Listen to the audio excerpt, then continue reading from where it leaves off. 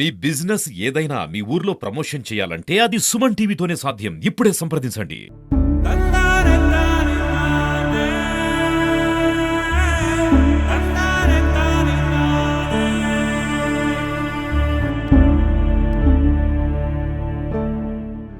ప్రస్తుతం మనం విజయవాడలోని సింగనగర్ ఏరియాలో అయితే ఉన్నాము. అంటే బయట మనం సోషల్ మీడియాలో అన్నిట్లోనూ చూస్తున్నాం. అంటే ఏంటంటే సింగనగర్లో సహాయక చర్యలు సరిగ్గా జరగట్లేదు, ప్రజలందరూ అనేక ఇబ్బందులు పడుతున్నారు అని చెప్పేసి వార్తలు అయితే మనం చూస్తున్నాము. కానీ ఇక్కడ రియల్ గ్రౌండ్ రిపోర్ట్ చేస్తున్నాము. మనం ఇప్పుడు ప్రస్తుతం అయితే చూస్తున్నాం కదా, విజువల్స్ లో ఉన్నటువంటి ఇక్కడ ప్రజానికం అందరూ కూడా ఇప్పుడు సింగనగర్ వాసులు.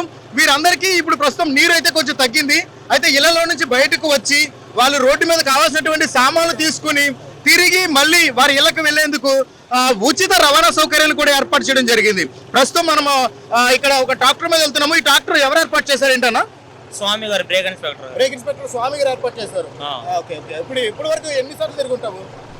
3 డేస్ నుంచి తిరుగుతున్నాను. 3 డేస్ నుంచి తిరుగుతున్నావు అంటే అందరినీ ఇలా రోడ్డు మీదకి వచ్చిన వాళ్ళందరూ కూడా ఫ్రీగా తీసుకెళ్లి ఫ్రీగా దింపడం. అదే ఫుడ్ డొనేషన్ కూడా, వాటర్ బాటిల్స్, పాలు బ్యాగ్, టీలు కూడా వాడతాం.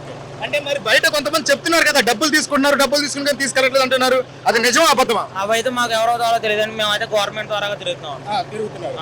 ఓకే, ఇది ప్రైవేట్ గా అయితే మనకు తెలియదు మరి ఎలా తిరుగుతున్నారండి. ఓకే. సో ఇది ప్రస్తుత పరిస్థితి. అయితే ఇక్కడ ఎవరు కూడా సహాయక చర్యల్లో అందరూ కూడా ఆంధ్రప్రదేశ్ ప్రభుత్వం ఏర్పాటు చేసినటువంటి సహాయక చర్యల్లో పాల్గొని ఆ సహాయాన్ని అందిస్తున్నారు తప్ప ఎవరు కూడా డబ్బులు అలగడం కానీ, డబ్బులు తీసుకుని కానీ సరఫరా చేయడం లాంటి పనులు చేయడం లేదు. సో ప్రస్తుతం మనం చూస్తున్నాము, ఇక్కడ ఉన్నటువంటి ముంపు ప్రాంతంలో ఉన్నటువంటి సింగనగర్ లో ఉన్నాము. ప్రస్తుతం ఈ ఏరియాలో అనేక సహాయక చర్యలు చేస్తున్నారు. ముఖ్యంగా మనం ఫస్ట్ మొట్టమొదటిగా ట్రాన్స్పోర్ట్ దగ్గర నుంచి వస్తున్నాము. సో ప్రస్తుతం ముందు మనం ట్రాన్స్పోర్ట్ విధానం అయితే ట్రాన్స్పోర్ట్ చూస్తున్నాం. అంటే సింగనగర్ లోని కొన్ని ప్రాంతాల్లోకి వచ్చినటువంటి ప్రజలు అంటే ఆ ఇళ్లలో నుంచి బయటకు వచ్చి వారికి కావాల్సిన నిత్యావసర వస్తువులు తీసుకుని మళ్ళీ తిరిగి ఇళ్లకు వెళ్తున్నటువంటి దృశ్యాలు మనం చూస్తున్నాము. వారందరికీ కూడా ఉచితంగా తీసుకెళ్లి ఉచితంగా తీసుకొస్తున్నారు ఆంధ్రప్రదేశ్ ప్రభుత్వం వారు. అంటే అందరూ కూడా ఇప్పుడు ప్రస్తుతం ఉన్నటువంటి గవర్నమెంట్ మీద బురద చల్లే కార్యక్రమాలే తప్ప వాస్తవానికి నిజమైతే కనుక చాలా క్లియర్గా మీ కళ్ళ ముందే చూస్తున్నారు. అందరూ కూడా వస్తున్నారు, వారికి కావాల్సిన వస్తువులు సామాన్లు తీసుకుని జాగ్రత్తగా వెళ్తున్నారు. ఎవరికి ఎలాంటి ఇబ్బంది లేదు. అందరికీ సహాయక చర్యలన్నీ కూడా చాలా చక్కగా అందుతున్నాయని చెప్పొచ్చు.